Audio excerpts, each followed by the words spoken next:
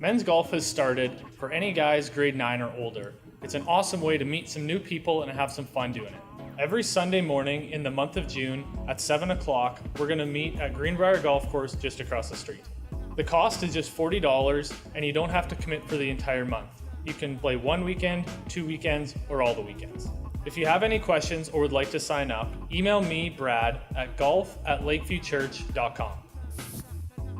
Be sure to check Facebook for all upcoming events and extra things like road closures, day-to-day events, funerals, etc. Our website, lakeviewchurch.com, is the go-to place for general information. So like us on Facebook and be in the know. For the month of July and August, we are moving to one summer service time at 10 a.m. So what that means is don't come at 9:30 because you'll be a little bit early, and don't come at 11 o'clock because you'll be really late. I know you can do this. I believe in you. July and August, one service, 10 a.m. Hey parents, want a break from your kids this summer? Athletes in Action Soccer Camp is happening August 8th to 11th. If you sign up before July 1st, it's only $100, so register online to kick off your summer. Hey families, it's time to sign up for Lakeview's Underground Church. It's happening July 23rd to 27th. Meet me at the newsstand or register online at Lakeview Kids.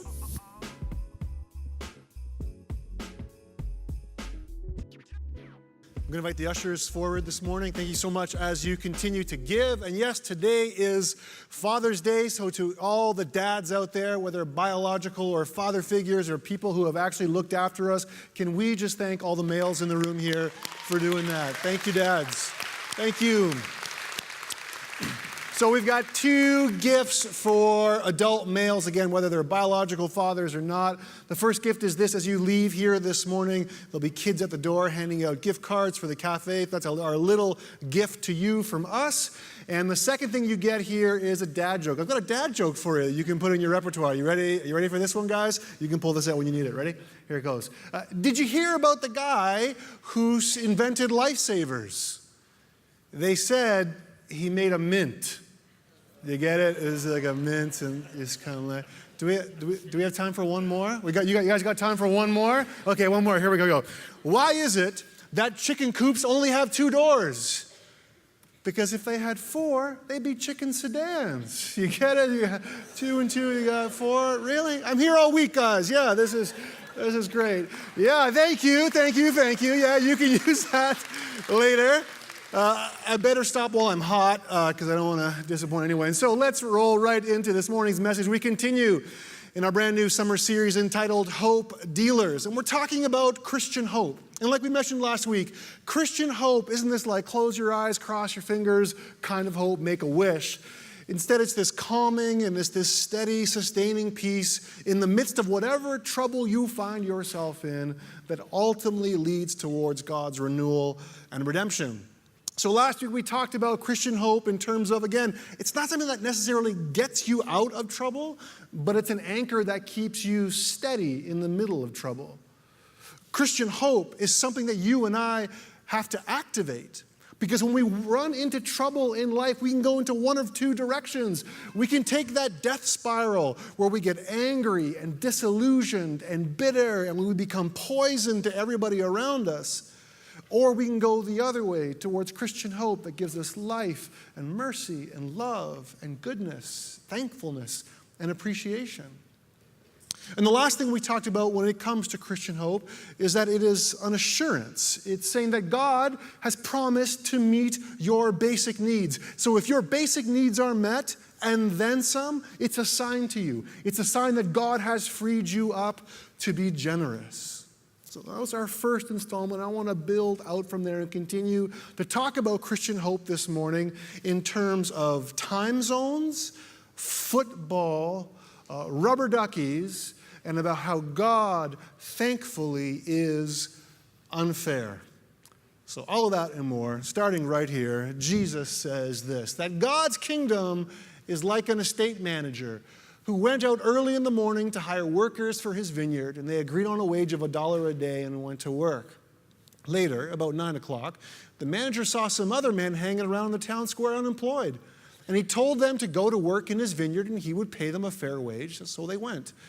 And he did the same thing at noon and again at 3 o'clock. And at 5 o'clock, he went back and found still others standing around. And he said, "Why are you standing around all day doing nothing?"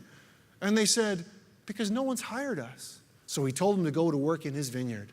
When the day's work was over, the owner of the vineyard instructed his foreman, "Call all the workers and pay them their wages. Start with the last hired and then go on to the first." And those hired at 5 o'clock came up and were each given $1. When those who were hired first saw that, they assumed they would get far more. But they got the same, each of them $1. Taking the $1, they groused angrily to the manager, "These last workers put in only 1 easy hour, and you just made them equal to us, who slaved all day under a scorching sun." And he replied to the one speaking for the rest, "Friend, I haven't been unfair. We agreed on the wage of $1, didn't we? So take it and go. I decided to give to the one who came last the same as you. Can't I do what I want with my own money? Are you going to get stingy because I am generous?" Here it is again, the great reversal. Many of the first ending up last and the last first. So what this parable is doing for us this morning at the outset is blurring the lines between what is fair and what is unfair. And it's also confronting us with this picture of a God who embodies both grace and judgment. And it's a story that forces us to acknowledge that just because other people are different than us, they've had different experiences than our own, it doesn't make them any less valid or any less human. So in short, what this parable is doing for us this morning is trying to help us understand that opposing facts can be simultaneously true, and that somehow, in some way, God is able to hold all those things together. Think about it like this. Here is a map of Antarctica, and what it's outlining here is Antarctica's 24 different time zones. It's a strange place because of where it's located. You can have 14 hours of straight sun to be followed by 14 hours of straight darkness. People don't really live there, but there are weather stations there. And the only thing that really controls the time or allows people to know what time it is when the food is going to be dropped. So it doesn't matter what time it is for you. The country who send you the food, you're going to go by their clock. So essentially, with those facts in mind, it actually renders daylight savings time just stupid, right? And we know that here in Saskatchewan. We don't follow that nonsense. Ridiculous. But think of it this way, that if you and your other weather station buddies were all stationed in Antarctica, and you do this big conference call, and you call your buddy and you say, "What time you got?" The first guy might say, "It's breakfast." And the second guy might say, "No, it's lunch." And the third guy might say, "No, actually, it's dinner." And the last guy might say, "What are you talking about? It's time for bed." So if we look at a place like Antarctica, we can say that there are many factors, there are many divisions, but it's the same continent. That simultaneously, it can be breakfast, lunch, and dinner, and bedtime in the same place in the exact same moment. So in the same way, through this story, Jesus is teaching you and I just to widen our scope just a little bit. And he says, hey, can you see that there are so many factors at play, so many divisions in place, so many things that shape and form people, and they lead them to act the way they act and talk the way they talk and function the way that they function? Can you take all of that into consideration? Can you see that there are a variety of time zones that people might be living in? So then, can you handle them with gentleness, and can you handle them with care? And on top of that, can you take into consideration that not everyone has arrived? Not everyone arrives on time at the exact same time. But just because somebody else's experience is different than yours, it doesn't mean it's worth any less. So take that idea, and now let's apply it to the local church. Think about it this way here. That good communities, good churches, are spaces where people love one another enough that they're not afraid of disagreements. So So the tough question for you and I here this morning is this: can you hold disagreement in that loving tension? Can you live with other people who have opposing views or experiences or tastes or styles, recognizing that the love that unifies us, that holds us together, is far stronger than the differences that try to pull us apart? Because here's the thing. In life, you are going to run into people, whether they're Christian or not, that you don't agree with, that you don't see eye to eye with. Some of you are married to that person right here this morning. Some of you might be parenting one or two or more of those types of people. But here's the thing that Jesus is saying. He's saying that, can you grasp that unity doesn't necessarily mean uniformity? That yes, we are unified in love that holds us together, but it doesn't mean we're all the same. So then, as a collective, as a church, when we look at other people, can we collectively recognize that others, they carry their own weights. They carry their own trouble. They carry their own brokenness. They carry their habits from whatever time zone that they come from. And can we recognize that and then insert Christian hope right into that place? What does that look like practically for you and I? Our job description then is to love one another. That's what we do. That's our job. And then we let God do his job. You know what his job is? To look after absolutely everything else. So then through this story, Jesus isn't asking you and me to monitor the inconsistencies that we see in the lives of others. In fact, he's saying turn that around, and he's trying to wake us up to the inconsistencies that exist in each and every one of us. Maybe this map will help. What I've got here for you here is the U.S., and it is divided up by the highest paid public employee by state. Let me break down the legend for you if you can't quite see it. In the yellow spots, the highest paid public employee are football coaches. In the orange state, it's basketball coaches. In green, way up in that top right-hand corner, New Hampshire, it's a hockey coach. All right, yeah, we got it. We're getting into the States. And then the blue ones are not coaches. They're usually people that are associated with some sort of educational element. So I just bring up the U.S. here. I'm picking on them because their stats are way easier to find than ours. And plus, if you've been wrapped up in this election cycle and this new presidency, you've heard a lot of things about what is most important to Americans, what is most important to the people. And maybe you've heard things like, the thing that is most important to us right now is health care. Nope, no, it's not. Or you've heard things like, actually, no, it's affordable housing. If we can just get people to live in the right places and looked after and make our streets safe, then that's it. That's the most important thing to us. No, not at all, no. What about food? What about education? What about securing our borders? All those things are super important to us. Well, no, not really. Because here's the thing. You and I, they can say whatever we want about our priorities, about our values, but when we pull this up at 30,000 feet, it is quite obvious what Americans care about the most when they're spending their public dollars. And it's football. And that is exactly the point that Jesus is trying to make with this parable. He's saying that our values and our actions sometimes don't line up.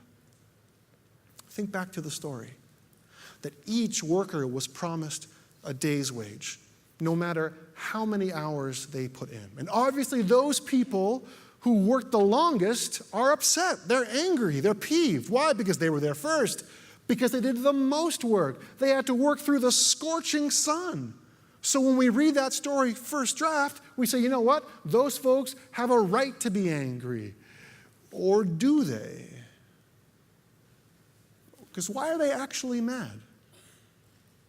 They're actually upset because the owner has been generous. So the landowner, who's the God character in this story, responds like this. Remember, I read it earlier, but I'll read it again. He says, "Friend, I have not been unfair. We agreed on the wage of $1, didn't we? So take it and go. I decided to give to the one who came last the same as you. Can't I do what I want with my own money? Are you going to get stingy because I am generous? And I'm reading that in an aggressive tone because that's the flavor, that's the tone of this passage here. This word friend is the tip-off. It's not friend, it's friend. Maybe some of you experienced this at home growing up as kids. Did your parents call you in different ways depending on how they were feeling about you? At my house, when things were good, I would get Joseph. But if things were bad, I would get Joseph Samuel. Anyone else get the middle name treatment? You get that thrown there, it gets super awkward, right? Through gritted teeth, it's awkward. You know what I'm talking about. This is what we're getting here. It's friend. Are you serious? Did you actually do that? Did you actually say that out loud? Do you hear what you're saying? Because here's the setting, friends. If you were a day laborer in this time, you're at the bottom of the totem pole. You are below slaves. At least slaves had rights. There was laws and rules that protected them within their master's households. For food, for shelter, for clothing, you were looked after. But if you were a day laborer, that's not the way it worked. Your life was hand to mouth. So if you got a job that day, you would get paid at the end of the day, then you would take that money and you would feed your family at night. So if you didn't get a job, that means you didn't get paid. That means nobody eats. So in that context, we look at this story and we say, oh yeah, that owner, look how generous he's being. He knows the fix these people are in, and he's going to look after them anyways. But it's that reason, for that very reason, that the original workers are sour. So with that in mind, then, we can see how this parable is both about grace and judgment simultaneously. There's grace for those whose lives are hand to mouth. And there is severe judgment for those who lack mercy and generosity. So then, this story is about grace that works by raising the dead, not about rewarding the rewardable. And it is about a judgment that falls hard only upon those who object to the indiscriminate nature of that arrangement. Or in other words, Jesus is saying in the story to his first listeners and to you and me this morning this. He's saying, you have what you need and you want even more? Or he's saying, you have everything that was promised to you and now you want what somebody else needs? Jesus says to you and I this morning, yeah, fine. You can tell me what your priorities are. You can flaunt what your values are. You can tell other people what is most important to you. But he says, I've seen the football map. I've pulled things up from 30,000 feet, and I see what you care about. I see what you put your money towards. I see what you're really passionate about and what gets your focus, what you care about, what is actually going on. So then, the tough question for you and I this morning to wrestle to the ground is this. Can you be glad when God is generous to others? Can you be stirred with joy when God extends his mercy and his grace to those who don't deserve it? And P.S. on that one, you don't deserve it either. Does God's generosity make you unhappy? If so, then why? What's that about? Are you worried? Are you worried that you're not going to get what you need? Because if that's the case, then you've got this idea of Christian hope all wrong. Pull those plugs out. Reprogram it like this. Can you understand that Christian hope isn't something that's in limited supply that has to be rationed out? No, Christian hope is unending. It's large. It's vast. It is limitless. And at the end of the day, what the owner of the universe wants to do is make sure that you are looked after no matter when you show up. Here's the deal. I'm going to stray from my notes here. We got time, 13 minutes, we're good. And I was sitting with this passage last night, and this wasn't in my notes, but as I was preparing, it was convicting to me, so I want to throw this piece out to you here. When we read a parable like this, it should make us absolutely uncomfortable. Because what we tend to do as human beings, and I do it so much, is that when somebody wrongs me or hurts me, I make them pay for it over and over and over and over and over and over and over again. I don't let it go. So whenever I see them, whenever there's a moment to give a little jab, whenever there's a time to put them down, whenever there's a time to exclude them, that's the way I lean. Because I want to say, they don't deserve it. They hurt me. Remember what they did. Look at that person. Look at what they're doing with their lives. I'm not going to give them any love, any grace, any mercy, any generosity. So then take that, if you're like me, and think about this story. Locate yourself in the story. Which one of the characters are you? Why is it that we don't want to let people off the hook? Is it because it gives us some sort of power over them? It makes us feel better? Jesus says, throw that out. It's not for you. It's not the way the church operates. Are there consequences for action? There are.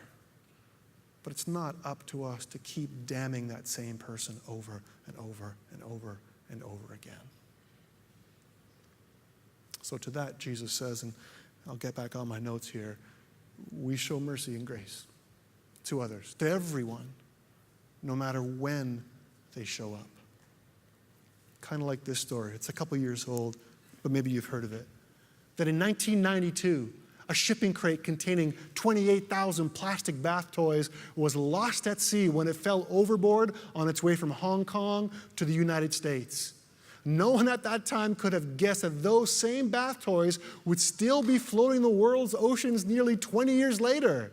Since that fabled day in 1992, when they were unceremoniously abandoned at sea, the yellow ducks have bobbed halfway around the world. Some have washed up on the shores of Hawaii, Alaska, South America, Australia, and the Pacific Northwest. Others have been found frozen in Arctic ice.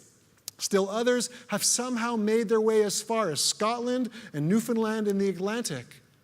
And perhaps the most famous duckies, though, are the 2,000 of them that still circulate in the currents of the North Pacific Gyre, a vortex of currents that stretches between Japan, Southeast Alaska, Kodiak, and the Aleutian Islands that the plight of the duckies helped identify.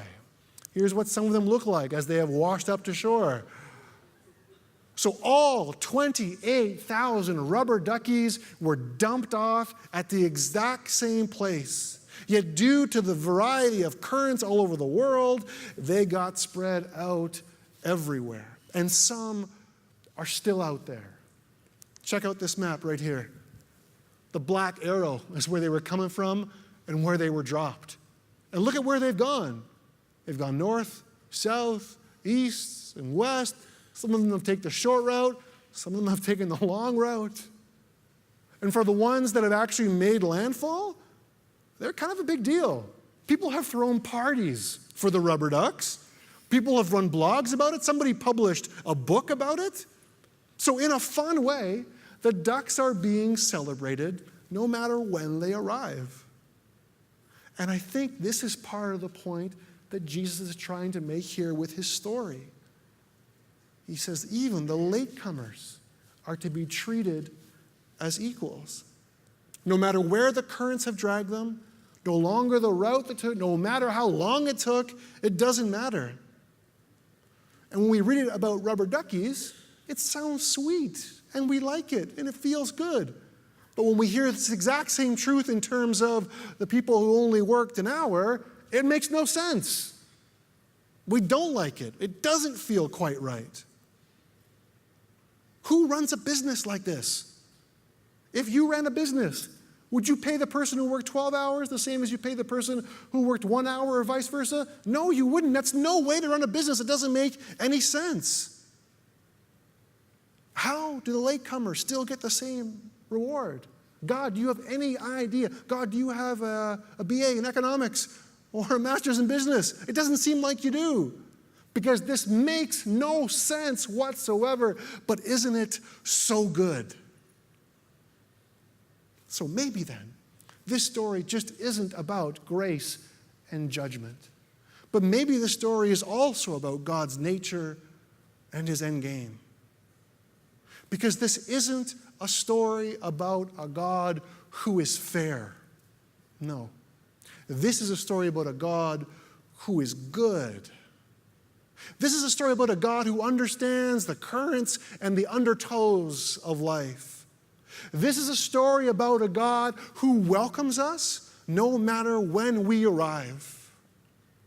So for those of you who are out there this morning, who are still out there, for those of you who feel like you're frozen and trapped in ice, for those of you who have taken the long way, for those of you who feel like you have been adrift since 1992, hear this: that God knows everything about you, and he still loves you. And what he cares about most is that you're looked after and that you come home.